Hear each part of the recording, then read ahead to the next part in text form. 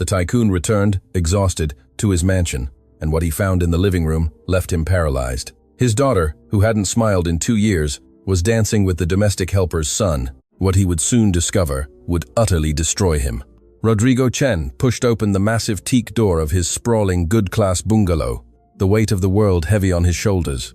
It had been an endless day at the corporate headquarters of Lion City Hotels Group, and all he craved was the quiet sanctuary of his master bedroom, to kick off his shoes and simply disappear from the world for a few hours.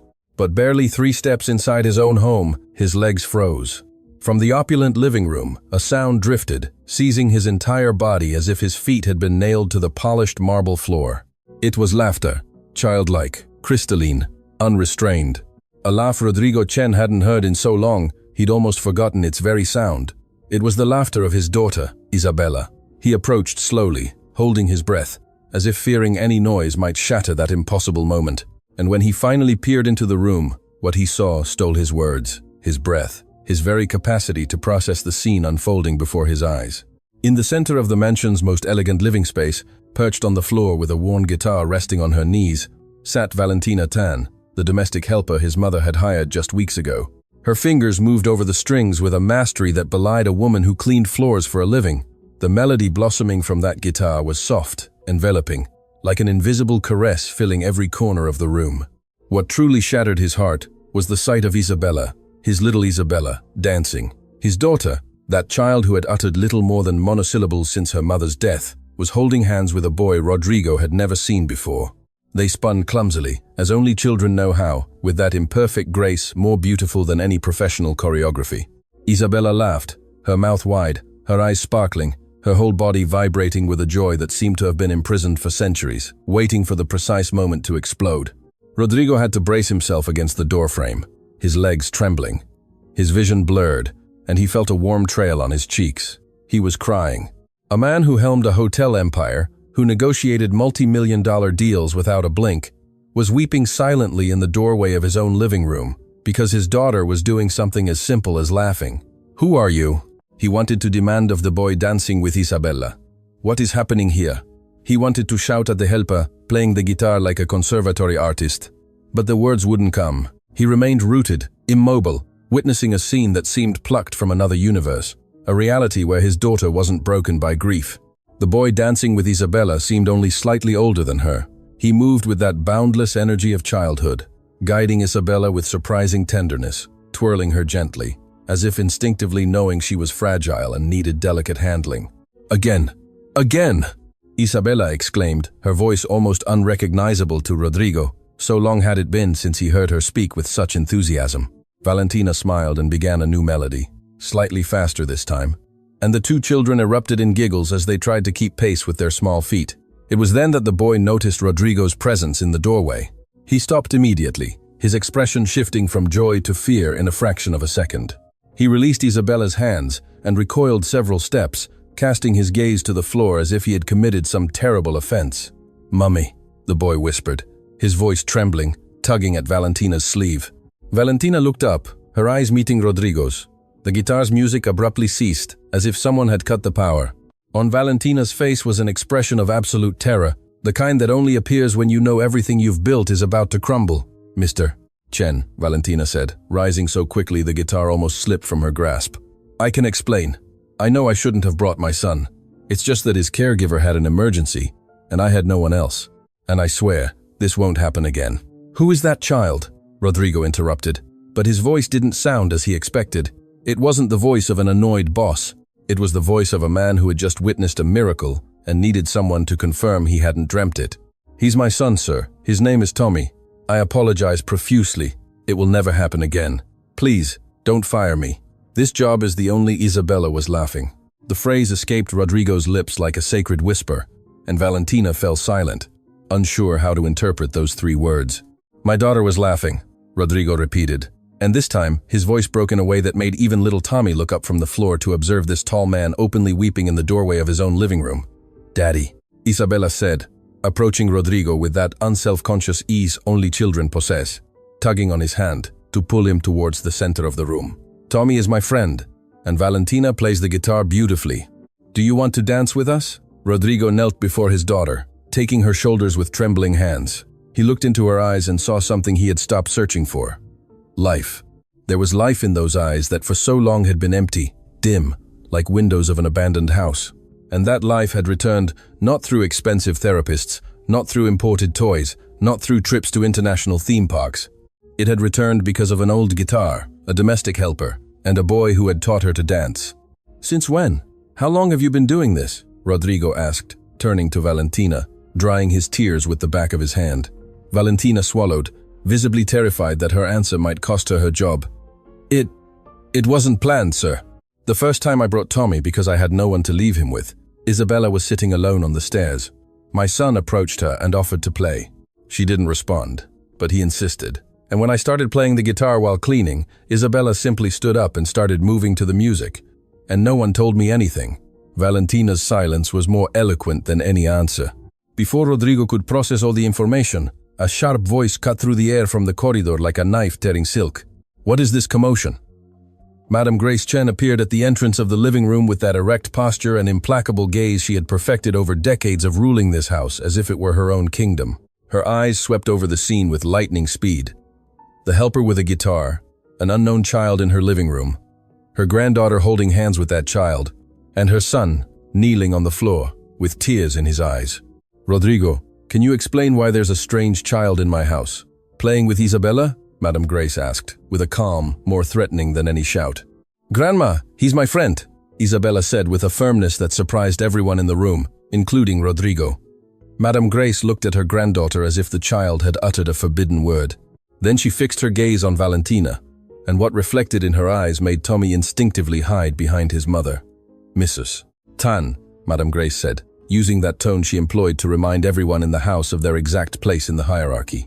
"You were hired to clean, not to organize children's parties in the main living room, and certainly not to bring your children into a house that doesn't belong to them." "Mother," Rodrigo intervened, slowly rising to his feet. Isabella was laughing. "Do you understand what that means?" "I understand that my granddaughter needs appropriate company," not that of Madame Grace stopped before completing the sentence, but the damage was already done.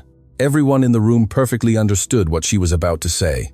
Little Tommy, from behind his mother's back, looked up and said something that plunged the entire room into a sepulchral silence. "Madame, I just wanted to play with Isa because she's always so sad.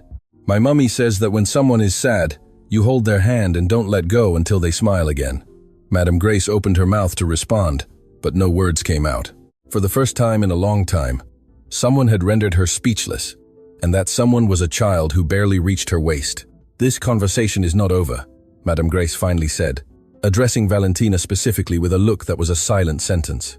"Tomorrow, first thing, we will discuss the conditions of your employment in this house." And then she withdrew, leaving behind a heavy silence no one dared to break.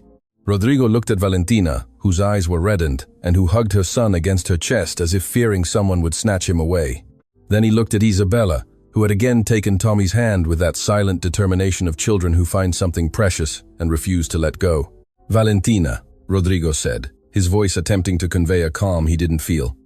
"Don't worry about what my mother said. No one is going to fire you." "But, sir, no one," Rodrigo repeated firmly.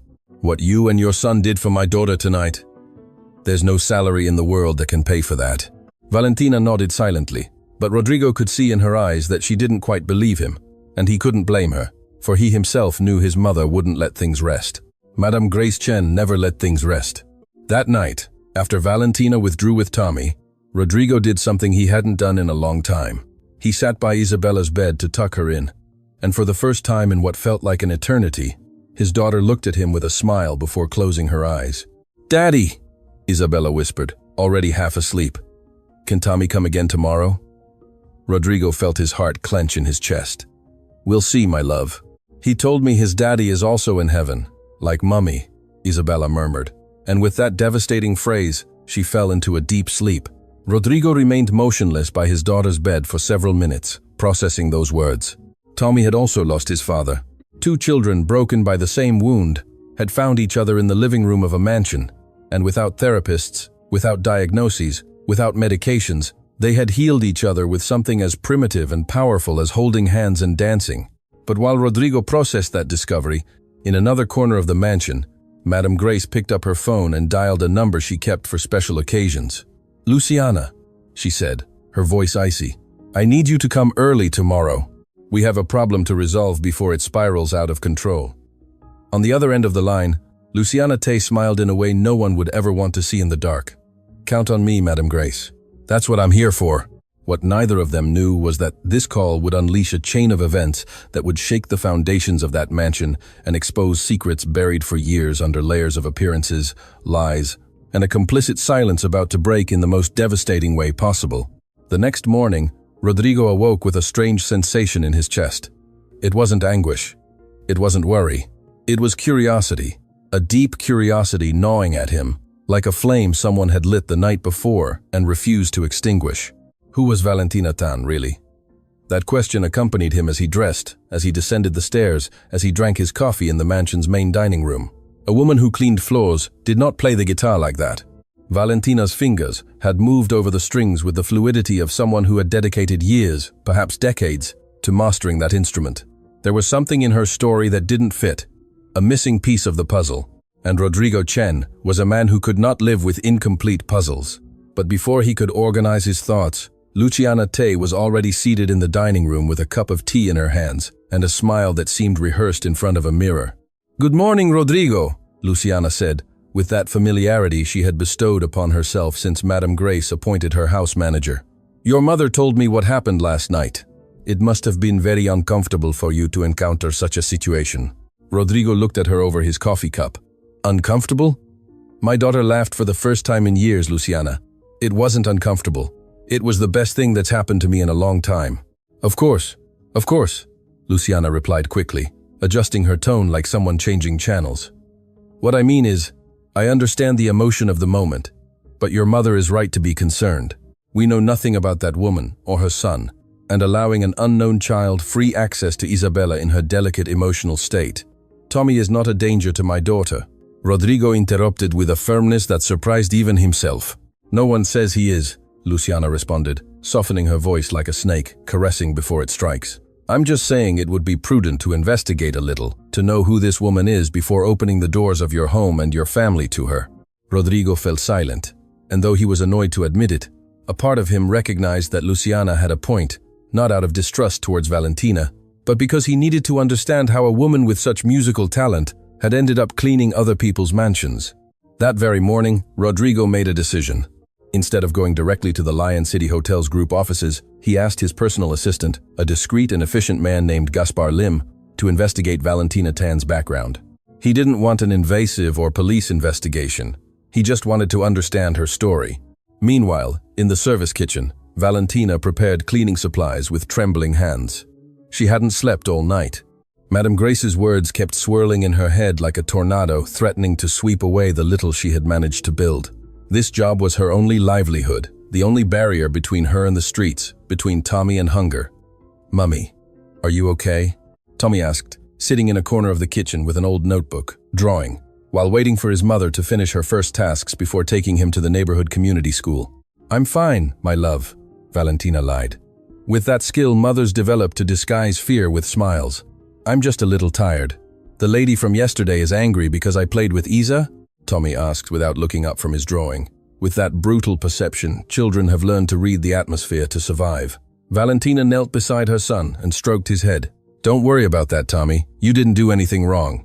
Playing with someone who is sad is one of the kindest things a person can do." "My daddy used to tell me that," Tommy replied naturally. Like someone mentioning the weather. He said music and friendship heal everything. Valentina had to compose herself so her son wouldn't see her cry. The mention of her late husband always reopened a wound that never quite closed. But before she could respond, the kitchen door opened, and someone Valentina didn't expect to see so early appeared. Rodrigo Chen stood in the doorway of the service kitchen, a place he probably hadn't entered in years. His presence there was so unusual that even the cook, Maid'S, Mercedes, dropped the wooden spoon she was holding. "Valentina, can we talk for a moment?" Rodrigo asked in a tone that tried to be casual but betrayed nervousness. Valentina immediately stood up, smoothing her clothes with her hands in an involuntary gesture. "Of course, Mr. Chen. In the library, if it's not too much trouble. And you can bring Tommy if you wish." Valentina and Tommy followed Rodrigo through the mansion's corridors to the library. an enormous room filled with shelves reaching to the ceiling, smelling of antique wood and forgotten pages. Tommy looked at everything with wide eyes, as if he had entered a fairy tale castle. "Valentina," Rodrigo began, sitting opposite her with a mahogany table between them. "I need to ask you a question, and I need you to answer honestly." Valentina nodded, squeezing Tommy's hand under the table. "Where did you learn to play the guitar like that?" Of all the questions Valentina had imagined, that was the one she least expected and most feared. Her face changed expression, as if someone had opened a door she had been trying to keep locked for years. "That was in another life, Mr. Chen," Valentina replied softly. "A life that no longer exists." "I'd like to know about that life," Rodrigo insisted gently.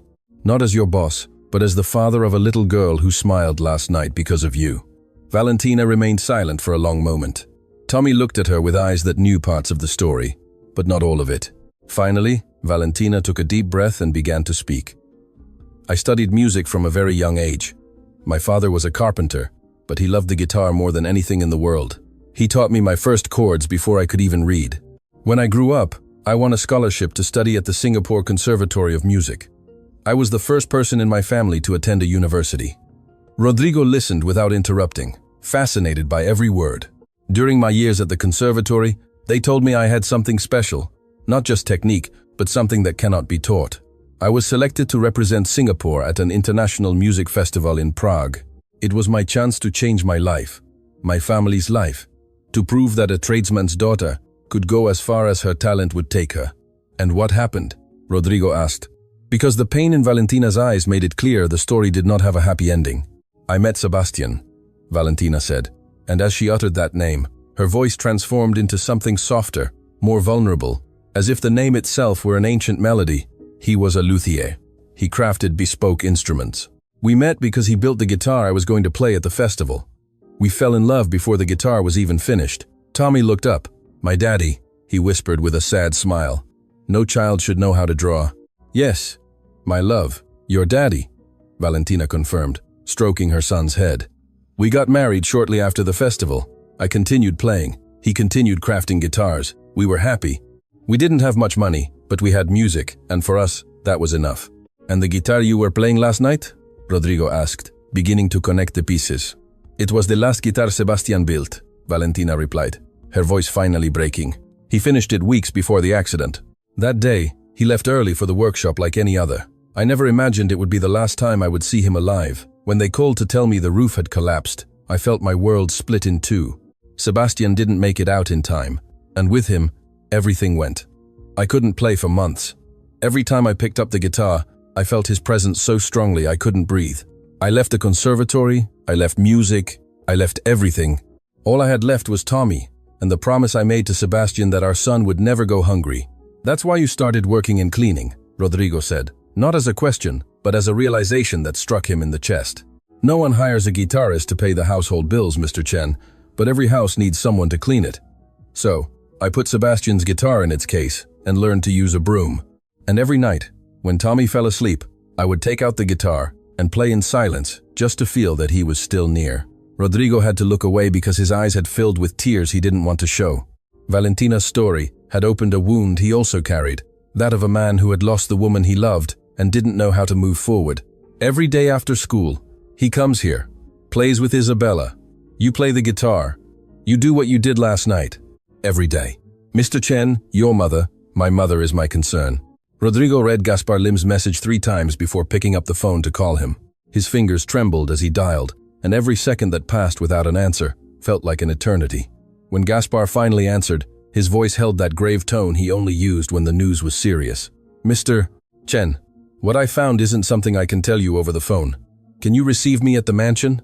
Come right now, Rodrigo replied and hung up, feeling a knot form in his stomach. While waiting for Gaspar, Rodrigo went down to find Valentina to fulfill something that could no longer be postponed. Madame Grace had announced the previous night that she would speak with Valentina first thing in the morning, and Rodrigo needed to get there before his mother to protect the helper from whatever she was planning. But when he reached the main foyer, it was already too late. Madame Grace stood facing Valentina, who kept her head bowed, holding a cleaning rag in her hands, as if it were the only thing anchoring her to the ground. A few meters away, Luciana Tay observed the scene leaning against the wall, arms crossed, With an expression of satisfaction she tried, without much success, to conceal. "I will explain this only once, Mrs. Tan," Madame Grace was saying, her voice seeming to be made of polished ice. "This house has rules that existed long before you arrived, and will continue to exist long after you leave. Employees do not mix their personal lives with their work. Employees' children do not play with the employer's children. And no one, absolutely no one, plays musical instruments in the main living room as if this were a public hawker center. Madam Chen, I assure you it won't happen again." "I'm not finished," Madame Grace interrupted, raising a hand with the authority of someone accustomed to the entire world stopping when she spoke. "What you did last night was not simply bringing your son without authorization. What you did was take advantage of my granddaughter's vulnerability. Isabella is a fragile child who is under professional treatment, and you, without any training or right, decided to play therapist with a guitar. I never meant. What you meant or didn't mean is irrelevant. Results are what matter. And the result is that my granddaughter will now develop an emotional dependency on your son and on you, which will complicate all the work true professionals have been doing." Rodrigo clenched his fists at his sides. Every word from his mother burned within him, but he knew that interrupting Madame Grace in the middle of one of her pronouncements would only make things worse. He needed to wait for the right moment. "So, these are the new conditions," Madame Grace continued, pulling a folded paper from her jacket pocket. "First, your son will not step foot in this house again, under any circumstances. Second, you will limit yourself exclusively to your cleaning duties, without interacting with Isabella beyond what is strictly necessary. Third, that guitar disappears from this property today. If you accept these conditions, you may keep your employment. If you do not accept them, Luciana has your severance package ready." Luciana nodded from her corner, raising an envelope that indeed contained prepared documents. Everything had been calculated, orchestrated like a military operation designed to leave no escape. Valentina looked up for the first time since the conversation began, and Rodrigo saw something in her eyes that tore him in half. It wasn't fear. It wasn't submission. It was the pain of someone being asked to surrender the last thing left of the person she loved. Her guitar. The guitar where Sebastian's soul lived. "Madame Chen," Valentina said, her voice trembling but refusing to break entirely. "I can accept not bringing my son. I can accept limiting myself to my duties. But that guitar is the only thing I have left of my husband. It's the only thing my son has of his father. I cannot. Mother, enough." Rodrigo's voice cut through the room like lightning striking an ancient tree. Everyone turned to him, Madame Grace with surprise, Luciana with alarm, and Valentina with a mixture of relief and terror that his intervention might make everything worse. "Rodrigo, this is a conversation about household management, and, as I've always told you, this is a conversation about my daughter," Rodrigo interrupted, walking to the center of the foyer with firm steps. "Isabella is my daughter, not an administrative project. And what Valentina and Tommy achieved in one afternoon is more than any professional has achieved in years. So there will be no new conditions, no severance, and that guitar is not leaving this house." The silence that followed was so heavy it seemed to have physical form. Madame Grace looked at her son with an expression Rodrigo knew all too well. That of a woman unaccustomed to losing battles, and with no intention of starting now. "You are making a mistake, son," Madame Grace said in a low voice, almost a whisper. "And when the consequences come, I hope you remember this moment." Madame Grace withdrew, Luciana hot on her heels, and the foyer fell silent. Valentina was visibly trembling, and Rodrigo had to resist the urge to approach and comfort her, aware that any gesture of closeness could undoubtedly be misinterpreted by eyes observing from every corner of that house. "Thank you, Mr. Chen," Valentina whispered. "Don't thank me. For what you did for Isabella, I am the one who should be thanking you on my knees." Before he could say anything more, the mansion's doorbell rang. It was Gaspar Lim, punctual as ever, with a briefcase under his arm and an expression that confirmed what he carried was not simple. Rodrigo received him in his private study, locking the door. Gaspar opened the briefcase and took out a folder, placing it on the desk with the delicacy of someone handling explosive material. "Sir, I did a basic search as you requested. Public records, digital archives, press releases. What I found was unexpected." Rodrigo opened the folder. The first pages were digital clippings from newspapers and cultural magazines dating back several years. All of them bore Valentina Tan's name, associated with the Singapore Conservatory of Music, but not as just any student. Valentina Tan was considered one of the most talented guitarists of her generation, Gaspar explained, as Rodrigo read with widening eyes. She won 3 national awards before completing her training. She was selected to represent Singapore at the International Music Festival in Prague. The press called her the voice of the strings. She was, according to all experts, an artist destined to change the history of classical music in our continent. And what happened? Rodrigo asked, though he already knew part of the answer from their conversation that morning in the library. That's where things get complicated, sir, Gaspar said, moving to the next section of the folder. Valentina's husband, Sebastian Tan, was a luthier, a renowned artisan who crafted instruments for professional musicians. But what Valentina probably didn't tell you is exactly how he died. Rodrigo stopped reading and looked directly into his assistant's eyes. Sebastian Tan worked crafting instruments in a workshop that operated within an industrial building. That building was owned by a corporate conglomerate that for years ignored warnings about structural problems and safety conditions. One day, part of the workshop roof collapsed. Sebastian was the only worker who didn't make it out in time. My God, Rodrigo murmured. But that's not all, sir. Valentina tried to sue the company that owned the building.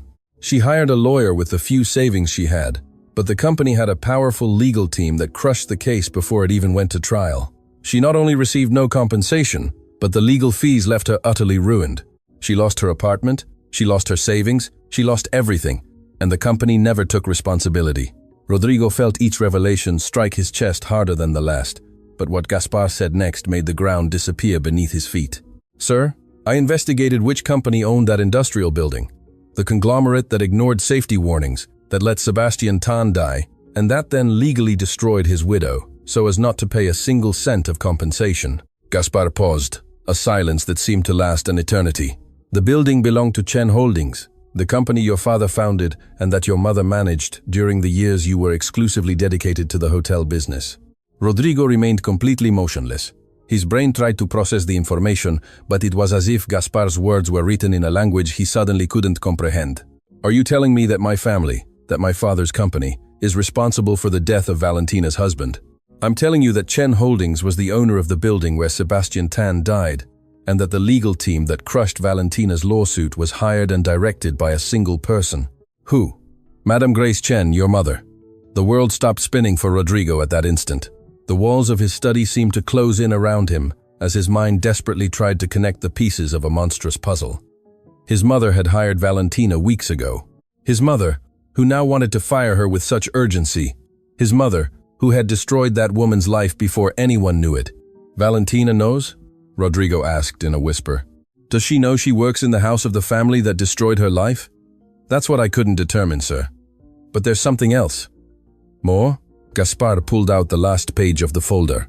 It was a copy of a hospital record. Your wife, Missus, Caroline Chen, before she passed away, was admitted to Valley Hope Medical Center. During her last weeks, she received regular visits from a volunteer who kept her company and played the guitar to alleviate her pain. That volunteer signed the visitor log with her full name. Rodrigo took the sheet with trembling hands and read the name written on the visitor line. Valentina Tan. The sheet slipped from his fingers and fell to the floor as Rodrigo collapsed into his chair, unable to bear the weight of a truth that had just split his life into two irreconcilable halves, before knowing and after. The woman who cleaned his house had comforted his dying wife. The woman whose life his mother had destroyed had spent the last weeks playing guitar by Caroline's bedside so she wouldn't die alone. And neither of them had ever known who the other was. Rodrigo didn't sleep that night. Every time he closed his eyes, Gaspar's revelations replayed in his mind like a horror movie he couldn't turn off. His mother had destroyed Valentina's life. His wife Caroline had been comforted by Valentina in her last days. And now that same woman was cleaning the floors of the Chen mansion, unaware that she slept under the same roof as the people responsible for her tragedy. Or perhaps she did know. That possibility tormented him most. What if Valentina had deliberately sought this job? What if everything was part of a carefully designed plan of revenge? But then Rodrigo remembered Valentina's eyes when she spoke of Sebastian in the library. He remembered the tremor in her voice, the way her son looked at her with that mix of admiration and concern. No one could fake that level of pain. No one could manufacture that kind of truth. The next morning, Rodrigo made a decision that filled him with fear, but which he knew was necessary. He was going to speak with Valentina and tell her everything he had discovered. He couldn't continue looking her in the eyes while carrying that secret. But before he could find her, something happened that completely changed the course of that day. Isabella woke up humming. Rodrigo was in the hallway when he heard the melody coming from his daughter's room. He stopped, hand over his heart, paralyzed for a second time in a few days by a sound he thought impossible. He approached the slightly ajar door and saw Isabella, sitting on her bed, moving her bare feet as she hummed the same song Valentina had played on the guitar that first night. "Daddy," Isabella said, noticing him at the door. "Tommy is coming today." Rodrigo knelt beside his daughter's bed and stroked her hair. "Yes, my love. Tommy is coming today. I want him to teach me to dance better. He knows how to spin a lot without falling." Rodrigo smiled, his eyes moist. His daughter was planning activities, expressing desires, projecting herself into the future, things the best specialists had tried to achieve for years without success. He decided he needed a professional opinion before speaking with Valentina. He called Dr. Lee, the child therapist who had been treating Isabella since Caroline's loss. Dr. Lee was a man of measured voice and deep gaze who had dedicated his life to healing the invisible wounds of children. "What you describe is extraordinary, Mr. Chen, Doctor," Lee said after hearing everything that had occurred. Isabella had built an emotional wall as a defense mechanism against the loss of her mother. No conventional therapeutic technique had managed to penetrate it because that wall was made of the most resilient material there is, the pain of a child who lost the person she loved most. And how is it possible that a child and a guitar achieved what years of therapy could not? Because children don't analyze pain, Mr. Chen. Children simply feel it. And when Isabella found another child carrying the same wound, something happened that in psychology we call emotional recognition. Tommy didn't try to heal Isabella. He simply showed her she wasn't alone, and that was enough for her to decide, for the first time, that it was worth feeling again. "Doctor, I need you to come to the mansion. I need you to assess Isabella and tell me exactly what we should do to not ruin this progress." "I'll be there this afternoon," Dr. Lee confirmed. But while Rodrigo organized the therapist's visit, in another corner of the mansion, something far less noble was brewing. Luciana Tai had spent the entire night studying a letter she had intercepted from the Singapore Conservatory of Music. The contents of that letter were a bomb that could either destroy Valentina or elevate her, depending on who detonated it and with what intention. The letter informed Valentina that the conservatory had initiated a special reintegration program for talented alumni who had abandoned their studies due to extraordinary circumstances. The program included a full scholarship, access to international masters, and the possibility of resuming her musical career exactly where she had left off. The conservatory not only remembered Valentina Tan, but was actively seeking her out because one of her former professors had launched a campaign to recover the lost talents of her generation. Luciana immediately understood the power of that information. If Valentina received that letter, she would have an opportunity to rebuild her life far from the Chen mansion. She would leave. She would take Tommy, and Isabella would lose the only connection that had made her smile again. Rodrigo would blame Valentina for abandoning them, and everything would return to how it was before. But Luciana didn't just want Valentina to leave. She wanted her to leave dishonored, humiliated, marked as someone who could never be trusted. Because Luciana had seen how Rodrigo looked at Valentina, and she recognized that gaze. It was the same gaze she had been waiting years for Rodrigo to direct at her. So Luciana devised a plan she presented to Madame Grace that same morning while they had tea in the back garden. "We won't deliver the letter," Luciana explained, with the precision of someone who had studied every detail. "But we will use it. We will make it appear that Valentina was using her position in this house for personal gain, that she intentionally approached Isabella to gain Rodrigo's trust and obtain contacts that would allow her to return to the music world." Madame Grace listened attentively, and in her eyes shone something Luciana interpreted as approval.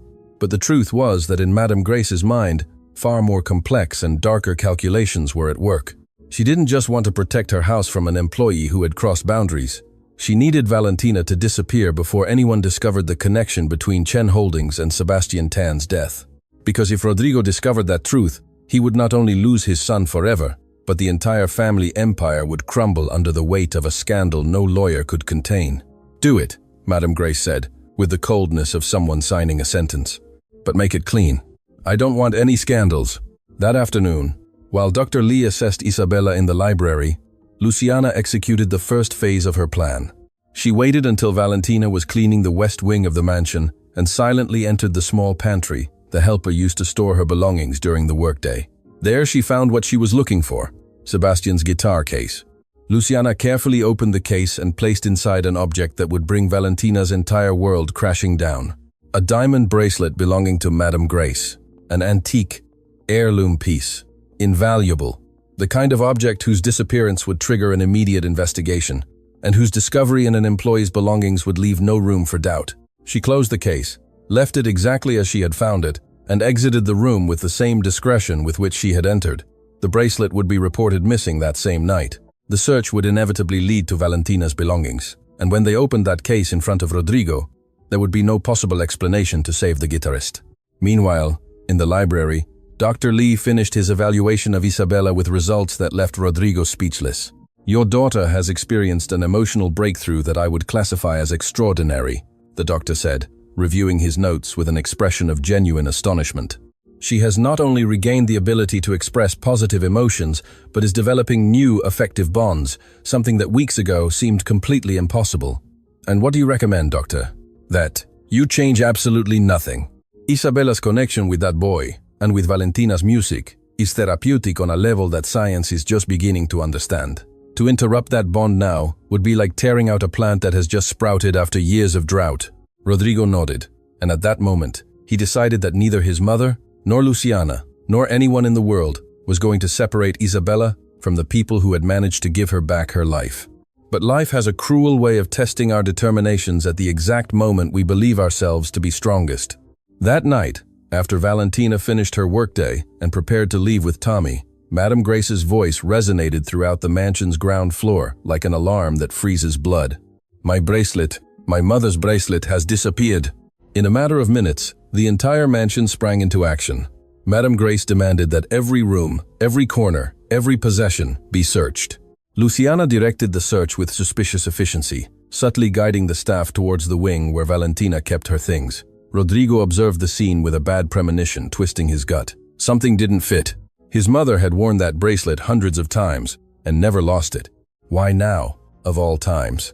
But before he could intervene, one of the employees participating in the search approached Luciana with an uncomfortable expression. "Miss Tay, we found something in Mrs. Tan's pantry." The silence that fell over the mansion was sepulchral. All eyes turned to Valentina, who stood by the main door with Tommy holding her hand, ready to go home. Her face reflected absolute confusion, that of someone who didn't understand why suddenly everyone was looking at her as if she had committed an unforgivable crime. Luciana walked to Valentina's pantry and returned, holding the open guitar case. Inside, gleaming under the foyer lights like a silent accusation, was Madame Grace's diamond bracelet. "No," Valentina whispered, shaking her head as she took a step back. "That's not possible." "I never." "The evidence speaks for itself," Madame Grace declared, with a coldness that could have frozen the sun. Rodrigo watched the scene, feeling his brain process 1,000 possibilities per second. Sebastian's guitar. They had put the bracelet inside Sebastian's guitar. Not in a handbag, not in a drawer, but in the most sacred object Valentina possessed. And that was precisely what made no sense, because no one who hides something stolen would keep it in the only place they knew she protected with her life. Someone had put that bracelet there. Someone who knew exactly what that guitar meant to Valentina, and who had chosen that hiding place on purpose so that the accusation would be more devastating, more personal, more impossible to refute. And as Rodrigo came to that conclusion, little Tommy released his mother's hand, took a step forward, and with the trembling but firm voice of a child who had seen too many injustices to remain silent, said something that left everyone present frozen in their places. "My mummy would never put anything inside that guitar. That guitar belongs to my daddy. It's the most important thing we have. If someone put that there, it was someone who wants to hurt my mummy, and I know there are people in this house who don't want us here." Tommy's eyes, without pointing at anyone specifically, swept the foyer with a clarity that unsettled even Madame Grace. And Luciana, for the first time since she had devised her perfect plan, felt something she hadn't anticipated. Fear. Fear of a child who had just spoken the most dangerous truth of all. Not because he had proof, but because he had said it with the unwavering conviction of someone who knew his mother's heart better than anyone else in the world. Tommy's words hung in the foyer's air like a sentence no one dared to touch. Rodrigo looked at the boy with an admiration that pained his chest, because that little one had just done what no adult in that mansion had had the courage to do. Speak the truth without embellishment or calculation. But Madame Grace was not a woman to be destabilized by a child's words. "How touching," she said with that icy smile she used when she felt threatened but would never admit it. "A child defending his mother. It's natural, it's understandable. But feelings don't erase evidence. The bracelet was inside your belongings, Mrs. Tan. That is a fact. A fact that someone fabricated," Rodrigo responded, stepping forward, placing himself between his mother and Valentina, like a human shield. "Are you accusing someone in this house of planting false evidence?" Madame Grace asked, raising an eyebrow with perfectly feigned incredulity. "Who exactly, Rodrigo? Me? Luciana? The staff who have been working here for years with unimpeachable loyalty?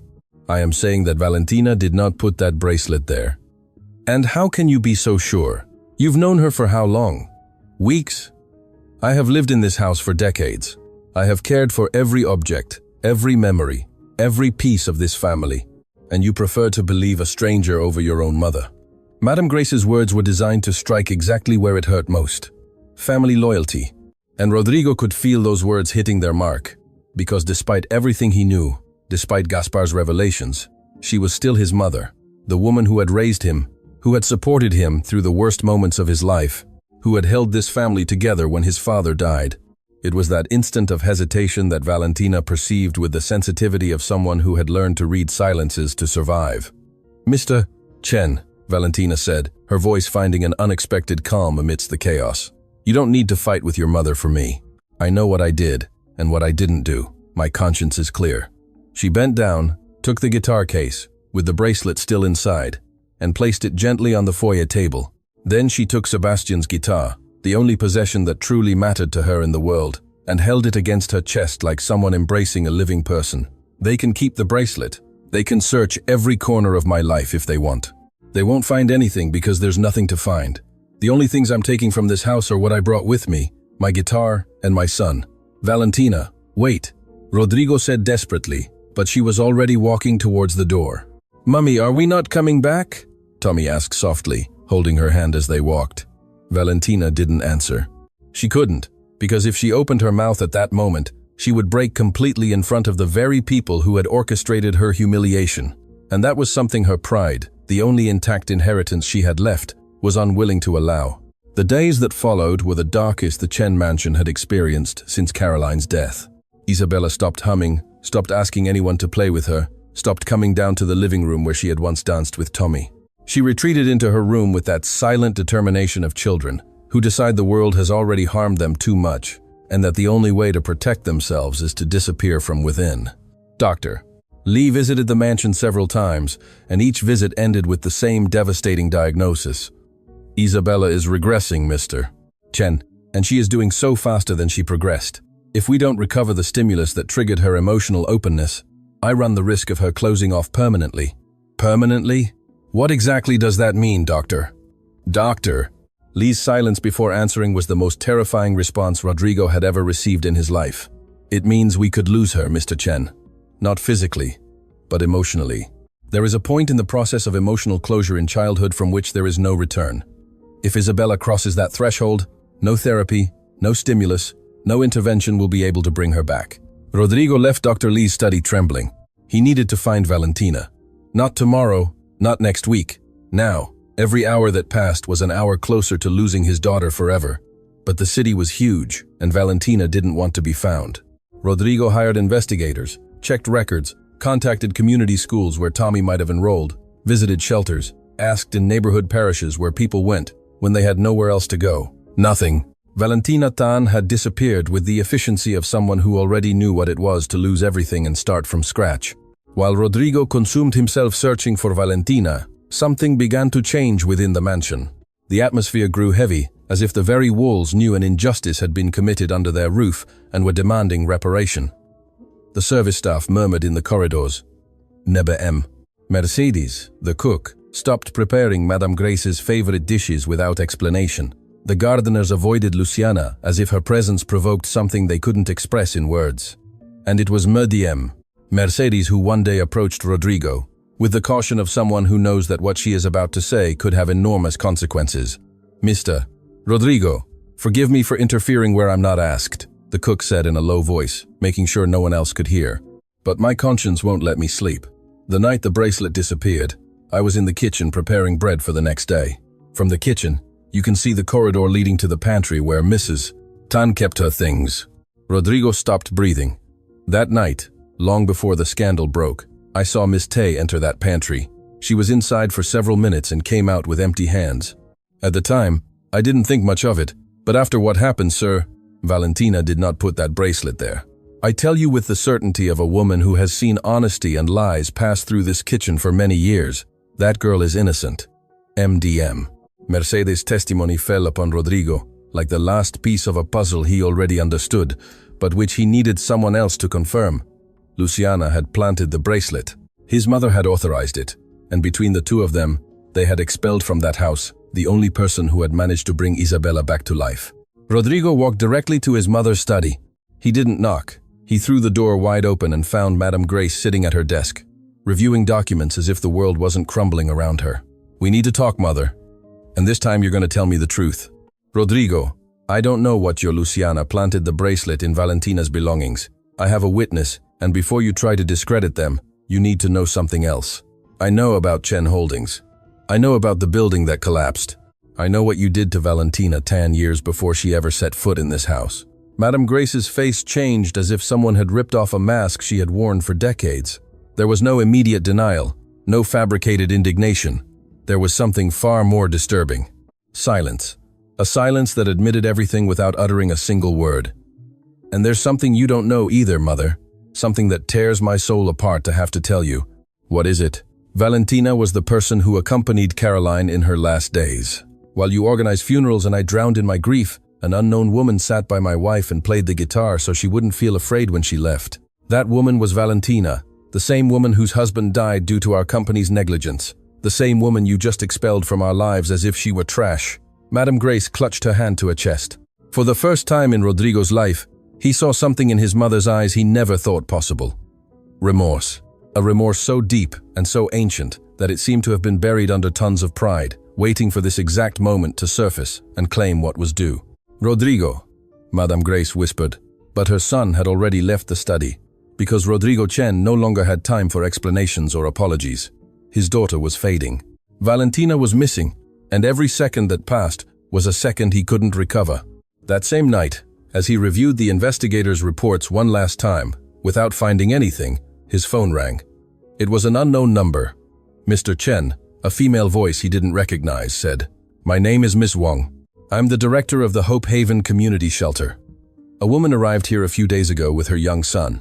She doesn't want to give her real name, but the boy tells everyone his daddy lives inside a guitar. I found your number on a card the boy kept in his pocket. I believe you are the person this child wants to find." Rodrigo grabbed his car keys before the woman finished speaking. Rodrigo drove through the city streets like a man possessed. The traffic lights blurred through the windshield as he repeated Miss Wong's words in his mind. "A child who says his daddy lives inside the guitar." Only one child in the entire world said that phrase. Only one. The Hope Haven Community Shelter was in an area of the city Rodrigo had never visited. The streets narrowed as he advanced, the buildings became lower, the sidewalks more cracked. When he finally parked in front of the shelter, he had to remain inside the car for a few seconds, trying to control the trembling of his hands before getting out. The building was a modest construction with walls painted a color that was once cheerful, but which time had turned into a weary shade. A plaque by the door read, "Hope Haven Community Shelter, because no one should face the night alone. Miss." Wong waited for him at the entrance. She was a woman with a firm gaze and hands hardened by years of social work. The kind of person who had seen so much suffering that she was no longer surprised by anything, but who also hadn't hardened enough to stop being moved. "Mr. Chen, before you enter I need to explain something," Miss Wong said in a serene but direct voice. When the woman and child arrived here, she was in a very fragile emotional state. She didn't want to give her real name. She registered as Maria. But the boy... Children don't know how to lie when something hurts them. Tommy told anyone who would listen that his mummy played the most beautiful guitar in the world and that he missed a girl named Isa. The name of his daughter on that child's lips made Rodrigo feel a direct blow to the center of his chest. "I found her crying one night in the shelter's courtyard," Miss Wong continued. "She was sitting on the ground hugging her guitar, swaying as if the guitar were a baby. I didn't ask her anything. I just sat beside her.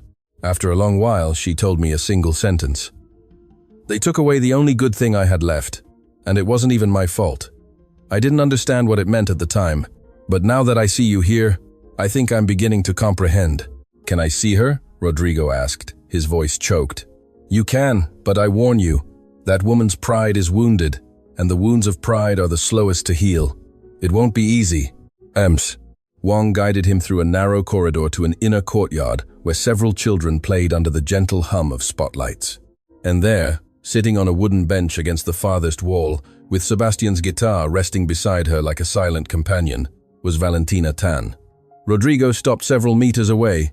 Valentina's gaze was lost somewhere on the ground, her hands clasped over her knees. She looked thinner than the last time, with shadows under her eyes that spoke of sleepless nights and days without eating enough. But even so, even in those conditions, there was something in her posture that refused to break. A dignity that seemed made of a material no humiliation could bend. Tommy was the first to see him. The boy was playing with other children from the shelter when his eyes met Rodrigo's. He froze for a second, as if his brain needed to confirm the image was real, and not another of those dreams he had every night where he returned to the mansion and danced with Isabella. Then, without saying a word, he ran to his mother and tugged at her sleeve. "Mommy," Tommy whispered. "Mommy, look." Valentina looked up, and her eyes found Rodrigo Chen standing in the courtyard of a community shelter. His suit crumpled, his eyes reddened, and an expression that was half relief, half shame. Valentina's face transformed in a fraction of a second. First came surprise, then confusion, and finally something Rodrigo recognized with painful clarity: distrust. The distrust of someone who had been betrayed too many times to believe that anyone came with good intentions. "What are you doing here?" Valentina asked, rising to her feet with the same erect posture she had maintained the night she left the mansion. "I came to find you." "For what? To accuse me of something else? Has a necklace disappeared now? A ring? Do you want to search my guitar again to see if I hid a diamond crown?" Every word that left Valentina's mouth was laden with a pain that had fermented through days of uncertainty, of nights sleeping in a shelter, of mornings explaining to her son why they couldn't go back to the house where he had a friend. "Valentina, the bracelet was planted." Valentina remained silent, but her expression didn't change. "Luciana Tay put the bracelet inside your guitar case. I have a witness who saw her enter your pantry that night. It was all a trap orchestrated to get you out of the house. And why should I believe you?" Valentina replied with a calm more devastating than any shout. "Your mother humiliated me in front of the entire house. She treated me like a criminal in front of my son. And you, Mr. Chen, you stood there doubting. I saw how your mother's words made you hesitate. I saw that moment in your eyes. That instant when you considered the possibility that I was guilty. And that instant, that single instant of doubt, hurt more than everything else combined." Rodrigo received those words like punches he knew he deserved. Valentina was right. He had hesitated for a fraction of a second. He had allowed his mother's voice to weigh more than what his own eyes had seen, more than what his own heart knew to be true. "You're right," Rodrigo said, not trying to defend himself. "I doubted, and I hate myself for it. But I'm here now. And I didn't just come to tell you that you're innocent. I came because I need to tell you something I discovered. Something you deserve to know, even if it destroys me to say it."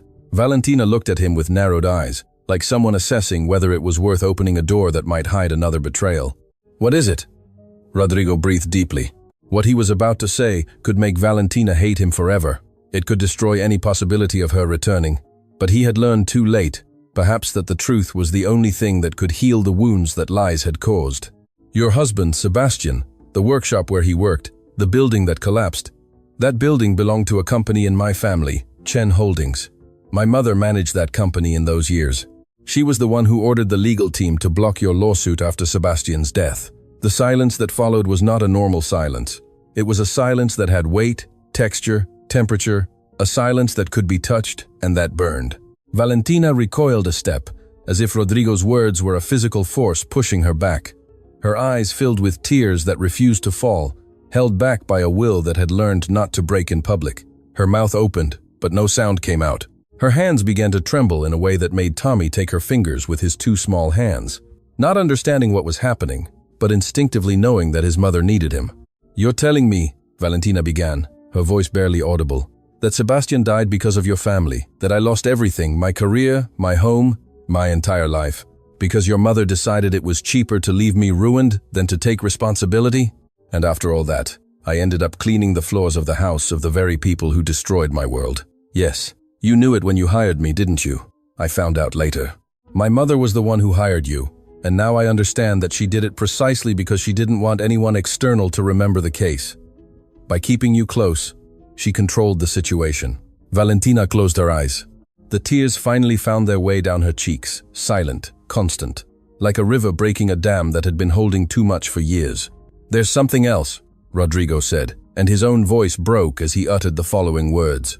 My wife Caroline, before she passed away, spent her last weeks at Valley Hope Medical Center. A volunteer visited her every day and played the guitar to alleviate her pain. That volunteer was you, Valentina. You accompanied my wife in her last days, and neither of you ever knew who the other was. Valentina's eyes snapped open. Her expression shifted from pain to disbelief, from disbelief to something nameless in any language, an emotion so complex and so profound that it seemed to contain centuries of human history in a single instant. Caroline, Valentina whispered. The woman in the back room, the one who asked me to play that lullaby every afternoon because she said it reminded her of her daughter. Rodrigo couldn't answer.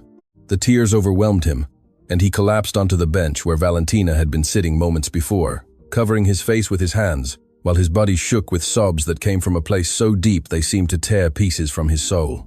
I sang to Isabella, Valentina continued, and now she too wept uncontrollably. Caroline talked to me about her daughter every day. She told me she was the sweetest child in the world, that she had a laugh that could light up any room. She asked me that if one day life put me in front of a sad child, I would play that song, because that song had the power to heal any pain. The song you played for Isabella that night in the living room, Rodrigo murmured, looking up. It was Caroline's song, the song my wife taught me for her daughter, without knowing that one day you would end up playing it for her. Tommy looked at his mother and Rodrigo, not fully understanding what was happening, but knowing with that sacred intuition of childhood that something very grand was both breaking and rebuilding at the same time in that shelter courtyard. Mr. Chen, Valentina said, wiping her tears with the back of her hand. I didn't know who you were when I accepted the job. I never connected the surname. When I saw Isabella sitting alone on those stairs, all I saw was a sad child. I didn't see the daughter of the man whose family destroyed mine. I saw a child who needed exactly what my son needed. Someone to remind her that life could still be beautiful. And now that you know everything? Rodrigo asked with genuine fear in his voice. Now that you know who we are, what we did, what my mother did to you, can you forgive us?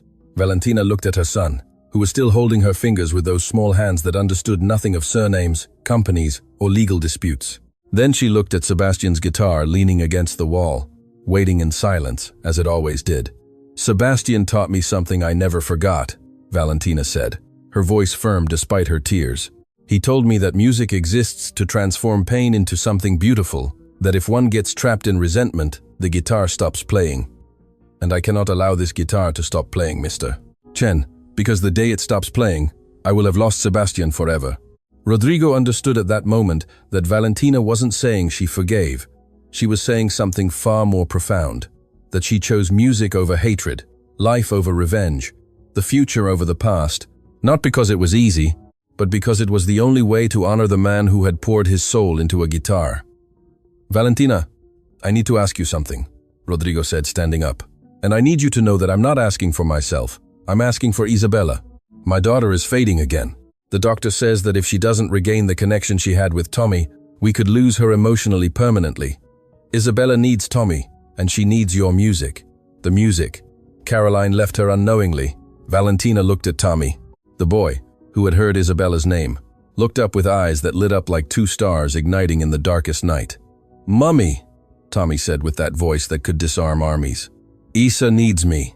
And with those three words, a child decided the fate of two families whom life had struck, separated, destroyed, and who now, in the courtyard of a community shelter, had the opportunity to rebuild together with the only material that never runs out, the love that survives everything. The drive back to the mansion was the most silent Rodrigo had ever experienced. Valentina sat in the back seat with Tommy asleep on her lap, exhausted by the emotions of a night that had been too grand for his small body. Sebastian's guitar occupied the front passenger seat, as if it were another passenger, as if it had every right to be there. Valentina hadn't said she forgave, hadn't said she was returning forever. She had only said, I'm going for Isabella. And Rodrigo understood that for now, that was enough. It was more than he deserved. When the car stopped in front of the mansion, it was almost 2 a.m. The lights on the ground floor were on, unusual for that hour. Rodrigo got out first and opened the main door, expecting to find the house asleep, but the house was not asleep. In the foyer, sitting rigidly in a chair with her hands clasped on her knees, was Madame Grace Chen. Beside her, standing against the wall with a nervous expression, was Luciana Tay, and in front of both, with a tablet in his hand, and the face of someone who would rather be anywhere else in the world, was Gaspar Lim. "Sir," Gaspar said, upon seeing Rodrigo enter, "your mother asked to speak with you tonight. She insisted on waiting." Rodrigo looked at his mother cautiously, but something had changed in Madame Grace. She was not the ice queen who gave orders and expected blind obedience. She was something different, something Rodrigo hadn't seen since he was a very young child, and his mother still knew how to cry. Vulnerability. Then, Madame Grace saw Valentina enter behind Rodrigo with Tommy, asleep in her arms, and the guitar slung over her shoulder. The two women looked at each other for an instant that contained years of compressed pain in a single exchange of glances. Valentina did not lower her eyes. Madame Grace did not either. But it was Madame Grace who spoke first, and what she said made even Gaspar hold his breath. "Mrs. Tan, please sit down." That please emerged from Madame Grace's mouth as if she had had to wrench each letter from some deep, rusted place within her, a place where kind words had been stored for decades unused. Valentina sat down with Tommy still asleep against her chest. Rodrigo remained standing beside her, unsure what to expect. "After my son left tonight," Madame Grace began in a low voice, "I stayed alone in my study, and for the first time in a long time, I looked at myself in the mirror. I didn't like what I saw. The silence in the foyer was absolute. Not even Luciana dared to breathe heavily. When my husband died and left me in charge of his businesses, I was a woman who knew nothing of the corporate world. I learned quickly because I had no other option, but what I learned was to protect what was ours at any cost. Every decision I made was to keep this family afloat, so that Rodrigo would have a future, so that the Chen name would continue to mean something. And in that process, I became someone who stopped seeing people and started seeing only threats." Madame Grace paused. Her eyes were moist, something Rodrigo hadn't witnessed even at his father's funeral. "When the Chen Holdings building collapsed and your husband passed away, Mrs. Tan, a report with your name reached my desk. You were a line in a legal document, a problem to solve, a risk to neutralize. I never stopped to think that behind that name was a woman with a child, with broken dreams, with a guitar that was all she had left of the person she loved. I erased you from my papers and moved on as if nothing had happened." Valentina listened without moving, tears silently falling onto Tommy's hair. "And when I hired you to work here, I did it because your name appeared on a list of applicants. And something inside me, something I didn't want to examine, told me that by having you close, I could ensure the past remained buried. It was an act of cowardice disguised as control." Madame Grace stood up slowly, with a difficulty that was not physical but emotional, as if the weight of her own words were bending her back. "I will not ask for your forgiveness, because I know there are things that cannot be forgiven with words, but I will do something that I should have done a long time ago." She turned to Luciana, who had gone pale as the foyer's marble. "Luciana, you were the one who placed the bracelet in Mrs. Tan's belongings. MDM.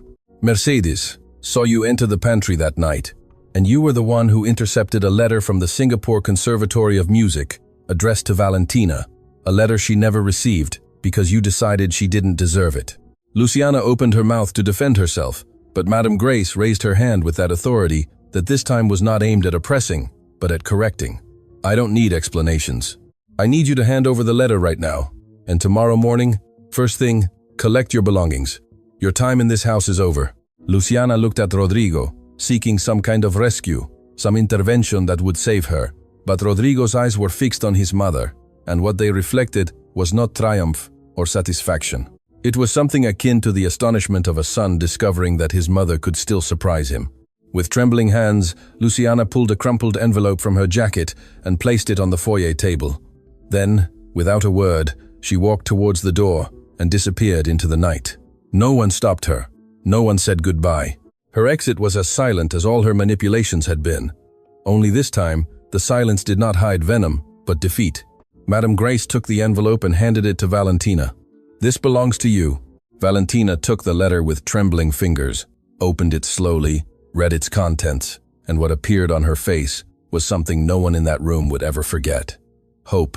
Pure, unexpected hope, as fragile and powerful as the first note from a guitar that had been silent for years. "It's a scholarship," Valentina whispered. "The conservatory wants me back. They want me to finish what I started. And you will," Madame Grace said with a firmness that surprised everyone. "Chen Holdings will finance every expense that scholarship doesn't cover. Accommodation for you and your son. Materials, transport, everything. Not as charity, but as the debt this family owes you. A debt that has gone unpaid for too long."